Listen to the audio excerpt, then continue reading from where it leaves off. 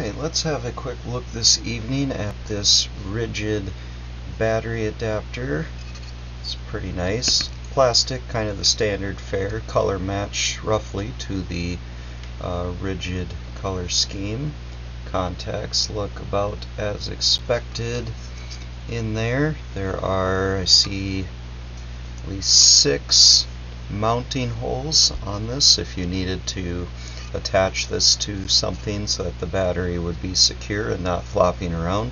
One of the first things that stood out to me when I unpacked this is that it has really nice soft flexible wire.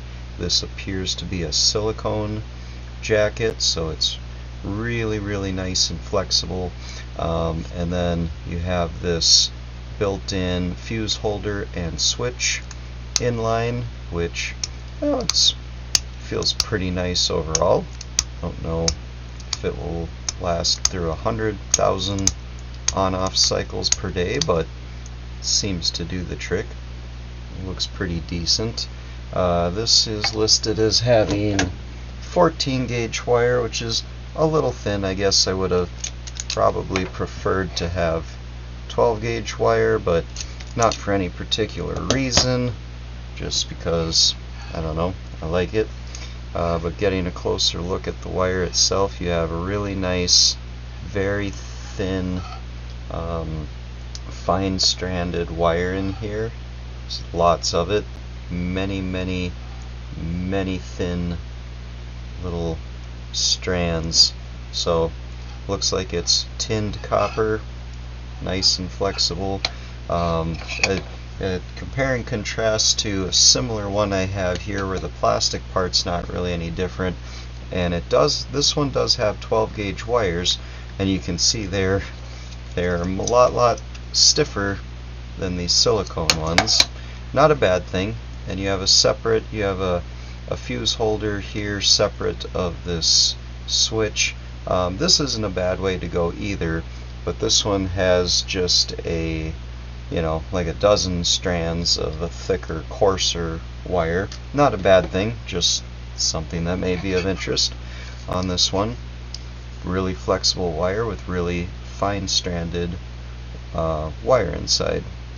On the 14 gauge, there's a 30 amp fuse pre-installed. There are 3 extra 30 amp fuses in this bag here, one of the mini varieties, and then they include one of these. These are pretty cool. These little guys make it really easy to, you just put your bared ends of your wire in here, clamp down on them, and then do the same with if you were putting it in a Power Toys, you just cut it off and put those in there, and you can make a really easy connection. No soldering, no taping. These make reliable connection. So this is a nice touch. And then the all-in-one on-off fuse holder, also a nice touch. Let's make sure that I have it in the off position here, and well, maybe I'll just try this guy quick. Let's put that end in there, snap it down. I have to twist these before I install them so that they don't tend to defray so badly. Put that in there, snap it down. So now the other side's ready for installation to something else, but mainly I did that so that they wouldn't, the wires wouldn't touch each other. Got a typical Ridgid battery here, not expecting any issues with fitment, and there are not. You can see that it smoothly follows the contour of a typical Ridgid battery. Perfect fitment all the way around, so really good match. Looks like it's supposed to be there. Easily releases. The clamps actually work. The battery will not fall out or come out of here until you actually squeeze the release, and then it comes out very easily. So great, really good fitment on the battery, and we do have a charge in that, so we can really quickly just see.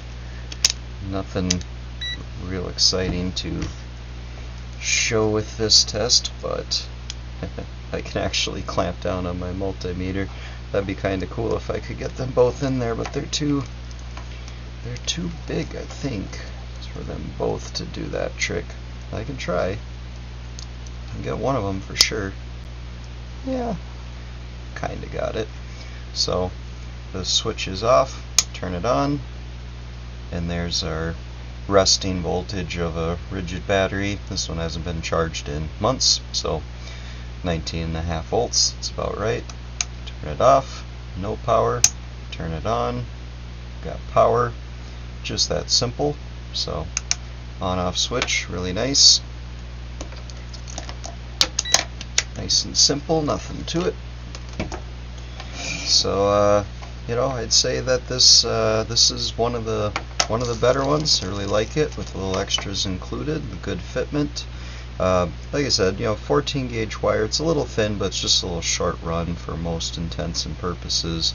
14 is going to be plenty for most people, but refer to your you know, your wiring wiring charts and stuff to make sure that 14 gauge is appropriate for the amount of current you're drawing.